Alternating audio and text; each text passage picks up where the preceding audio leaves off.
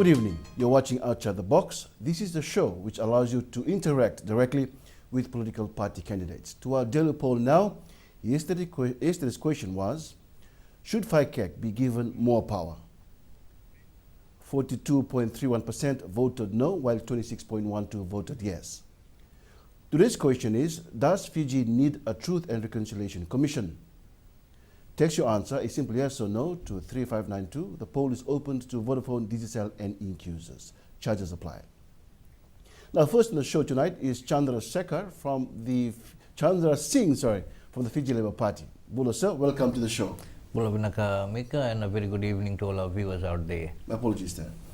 Anyway, you served in municipal councils, in a housing authority board, and a former senator. Now, our local government, what do you think of the current setup?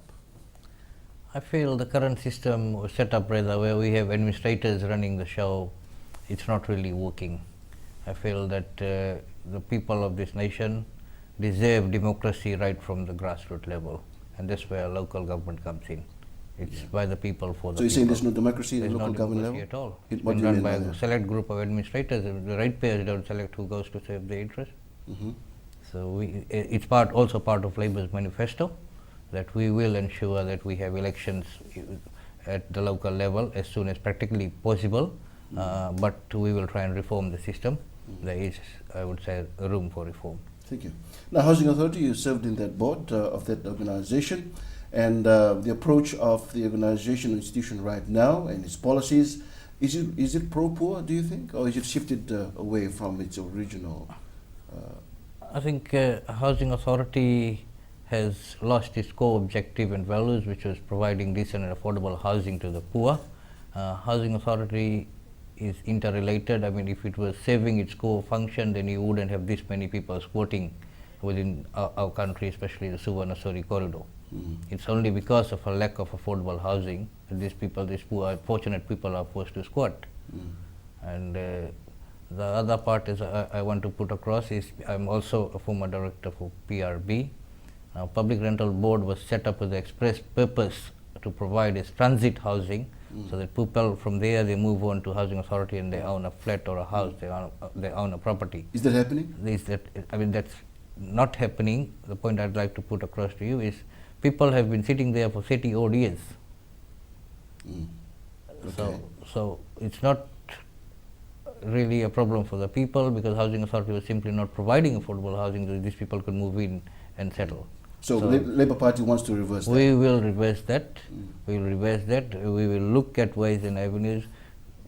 It's okay, it's good to say in the Constitution that everybody is entitled to a decent house. Labour Party, we will try and achieve that within our full term in office if we get a full term. Yeah, just on that particular Constitution provision, a right to decent housing and under the Bill of Rights. Yes, do you think in any way, it affects the rights of the Itoukes on that, do you think? I don't think it affects the right of the Itoukes. It's everybody in this country. We all are citizens of this country. In terms of having control over land, over their own land, having a say? That's for the other authorities, Housing Authority and the authorities that are tasked with that to look into. I would not want to go into that at this point in time. Okay. Why is that? Yeah. Why would you not want to? Because there are specific agencies tasked with that, and if there is a problem, then a holistic approach will be needed to look at it. So you think there's no problem? For me, personally, I would say there is not a problem. It's all a matter of the approach that we are taking. By saying approach, affordable housing for the poor doesn't necessarily equate into developing 400-500 square meter lots with a selling price of $60,000. We all know before we start that it's way beyond the reach of the people that we are trying to save. Yeah. So it's just sitting back, looking at the figures, doing your costing right. The land is out there to do it. Right, squatter. I mean, if we look at nowadays, squatters are popping up almost everywhere around the country. Should this be discouraged? Again, as I said, Labour Party, we will take a holistic approach. We want to find out why people are squatting. Now, this manifesto, the manifesto that we have, it was compiled after exhaustive research. We've gone to the people, we've met the people, and one of the reasons that we find that the mass migration from rural to urban and peri-urban areas is lack of employment opportunities and lack of industry, and we aim to rectify that. Okay. I think we have a call on the line. Mahendra from Kinoy and Buluvinaka. Mahendra, go ahead and ask your question to Mr. Singh. Buluvinaka, Mahendra from Kinoy, are you on the line? Yes, I'd like to ask Mr. Singh about his policy. He's saying the public rental board is looking for poor, and the Labour government will be supplying them the good, decent house. And as far as I'm concerned, they are talking about this government in particular. They are in power for past 7 years. And where were they before? And he's talking about last 30 years. So this government minus 30 years, 23 years is lapsed there. So where was Mr. Singh and his priorities and his stuff? I would like to ask him the good question, sir. Okay. Did you get what you were saying?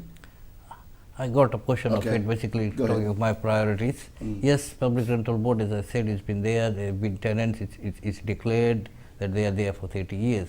Now, if we are saying what we have done for it, we were only allowed to run in government for 1 year.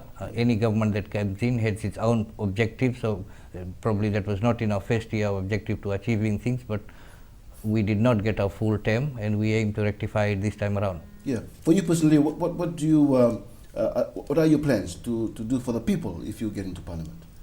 For the people, again, what we want to provide for the people is decent and affordable housing in terms of actual delivery. We want the people of this country to have a fair wage. These are some of the core objectives of my going into parliament. And number 3, we're looking at investment. Now, one of the things that I've found out is the amount of time it takes for processing of applications for investment purposes. It takes a lot of time. You want to build a house, Mika, you lodge a plan, you run to the municipal authority, you run to the local town and country planning, and there seems to be a lot of bureaucratic red tape. No, not only that, there are certain things by FERC that you have to satisfy before you get a housing loan. Yes. You know, tax details and all this kind Yes, of stuff. Will you do that, do without that if you... I'm not saying that we will do away with any of the provisions if they are there for a reason, and if they are there for a reason, then they help the people. What we are saying is we will expedite the process so that timely response is given to the people who are intending to. Sorry. I think we have Mosi from some service on the line. Buluvinaka Mosi, go ahead and ask your question. Yeah,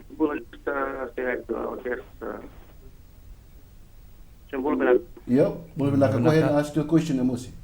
Okay, just if our guest, if the Labour wins the election,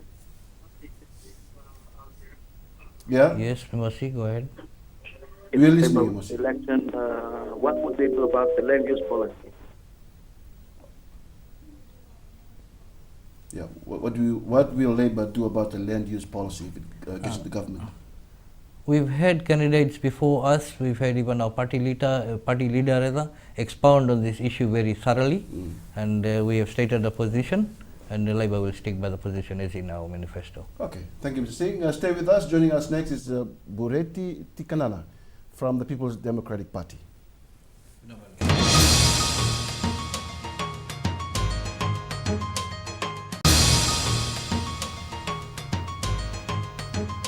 Welcome back. Join our discussion live tonight by texting in your questions to 3599 or call our studio line 330-100. And remember, you can have your say in our daily poll. The question is still, does Fiji need a Truth and Reconciliation Commission? Simply text yes or no to 3592 to all Vodafone, Digicel and Inc. users. We are now joined by Bureti Takinana from the People's Democratic Party. Good evening. Welcome to Out of the Box. Thank you very much, Samika. Now, why choose to contest the elections under the PDP banner? Well, because I believe in the PDP's ideals. I believe in their manifesto. And personally, I believe that I have something to offer to the country in terms of development economically and other aspects of it. Okay. We'll be looking at, there's a number there on your chest. Oh, yes. That's your candidate number, right? Yeah, that's my You number, happy with that 174. number? 174. You happy with that number? Of course, I am very happy. Do you think that number will take you to Well, always a 7 there. It's a very good luck number. Okay, good. Now, you're a lone Banaban candidate in these elections, eh? Of course. And there's about 5,000, close to 6,000 Banabans in the country. Yes. Are you confident of winning all their votes? Well, I am. Why? I'm sure. Why? Because I've been to the people every time I go to the village. After I left teaching, I go and visit them and I discuss the aspects of how we can improve the standard of living there. How can they be empowered to the development and to earning money and other aspects of. What other issues do you think still affect Rambians today that no government has been able to resolve over the years? Oh yes, one of the issues is our RIC, Rambi Island Council, which whom I believe that they are not doing the work very well in terms of developing the island. Okay. And there are a lot of abuses in funds, and I can say this boldly that and they are above the law because they cannot be taken to court. So how much has the island itself lost over the years in terms of millions of dollars. Millions of dollars. Yes. Okay. And nobody has ever stood in front of the court and answered the question as to where the money gone to. We have a very prominent people who gone to jail, in Fiji, here, in Suva.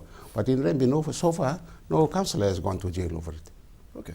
So you are determined to go to Parliament and change all these things? Of course, yes, I am. Correct everything that's gone wrong?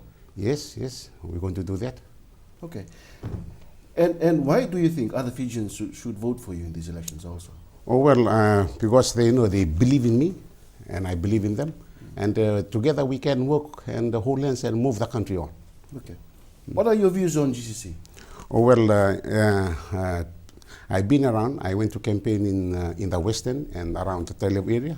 And they asked me, and I also asked them, how many members of the GCC, how many chiefs, make up the GCC body?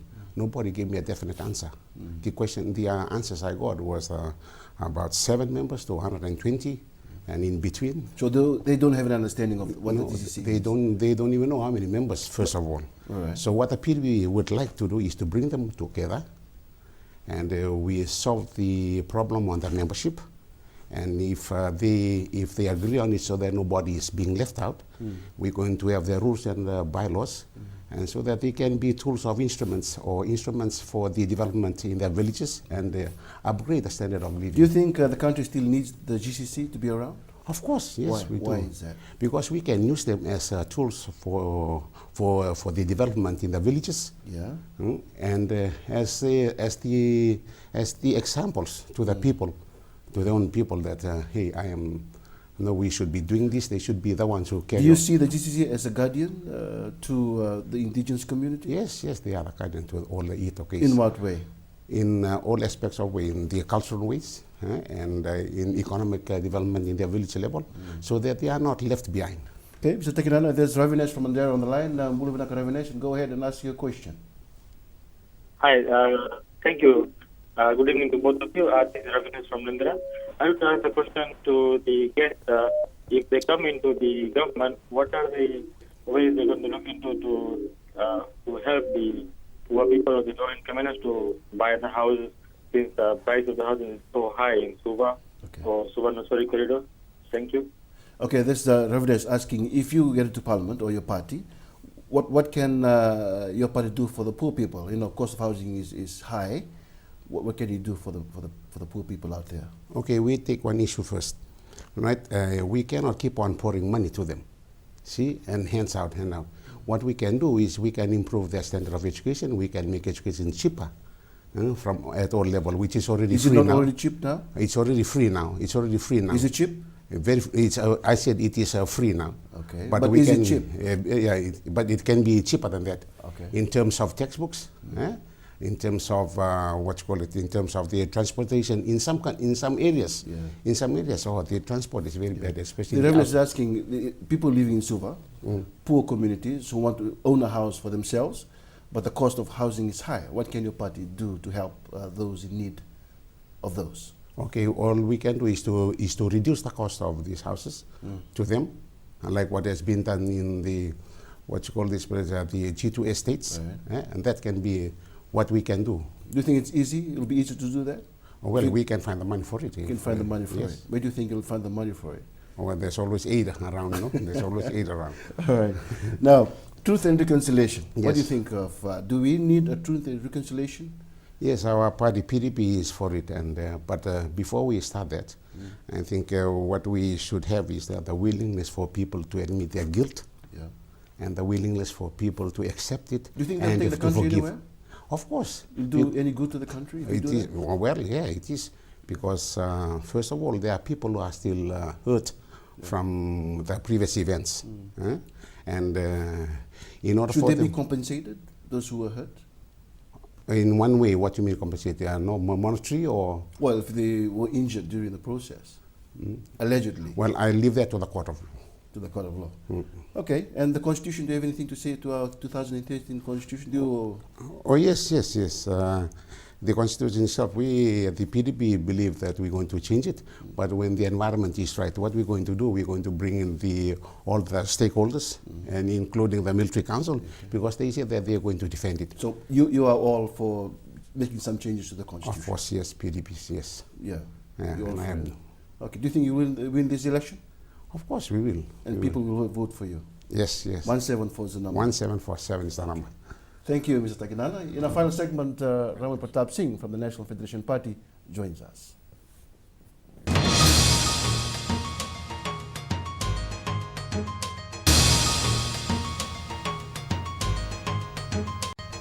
Welcome back. Remember, you can have your say in our daily poll. The question again is, does Fiji need a Truth and Reconciliation Commission? Just text your answer, yes or no, to 3592 to all Vodafone, Digicel and Inc. users. Now, Raman Pratap Singh from the National Federation Party joins us. Bulivinaka, sir. Okay. So what's your perception of the judiciary? At the moment, the judiciary cannot be said to be, independent of the executive. And if you look at the 2014 Constitution, even then, the separation of powers is not defined. 2013 Constitution. 2013, I'm sorry. Yes. It's not defined well. We would prefer judiciary to be more independent of the executive. And of course, you've been a practicing lawyer for so many years. Yes. And you've seen this through the differences. Eh? Correct. I mean, in the 1997 Constitution, we had ensured that the judiciary be independent by the appointing body, and the leader of opposition as well as the law society had a say in that. But we do not have that now or in the 2013 Constitution. Why do you think that's not existing in 2013 Constitution? Why do you think? I'm not quite sure what the framers of the Constitution had kept in mind, but it's very vital that the judiciary be independent and be a check, another check on the government of what they do and for review of the decisions. So what they went through the mind, I'm not sure, but we would have, as you know, we preferred the Guy Commission who ensured the independence, as well as the 97 Constitution, which our party had a big hand in drafting. We had made sure that judiciary be independent. And the party wants to reverse that? Oh yes. If it gets into parliament Yes, and form the next government? Correct. We are not happy with that provision in the Constitution. We would like to be reversed. Now, the rule of law. Yes. Do you think it's been fair? People are treated fairly under the rule of law, do you think? No. I mean, under the rule of law, we need a good Bill of Rights, you see. Again, we had that in 97, which was regarded as the best constitution. And that rule of law is not seen to be operational, by having, as I said, by having an independent judiciary. Yeah. So the rule of law is compromised because of the present situation. Okay. And the lawyers, they have this institution within the judiciary that Yes. looks after their discipline. Yes. What do you think of that? Do you agree with it? Or at the moment, it's been taken out of the lawyers. It's an independent unit that looks after it. I don't see anything wrong with that, but so long as they are fair on the lawyers, Yeah. And Has it been fair on the lawyers? I think when one looks at it, it doesn't appear to be fair, but we need a disciplinary body, and it should act fairly on the lawyers itself. Thank you, Mr. Singh. This Daniel from Nandi is on the line. Buluvinaka Daniel, go ahead and ask your question.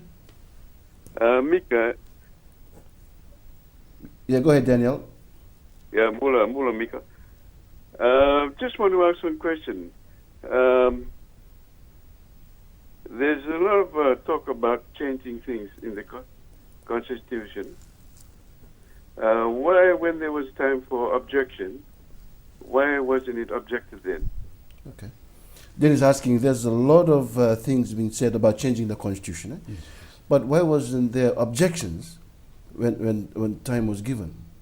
I know we made submissions to the Guy Commission, which was a very fair commission. And they listened to us. They went all around Fiji, Yeah. and our party made the submissions, and we expected and hope that that will be borne in mind Mm. when this constitution was being made.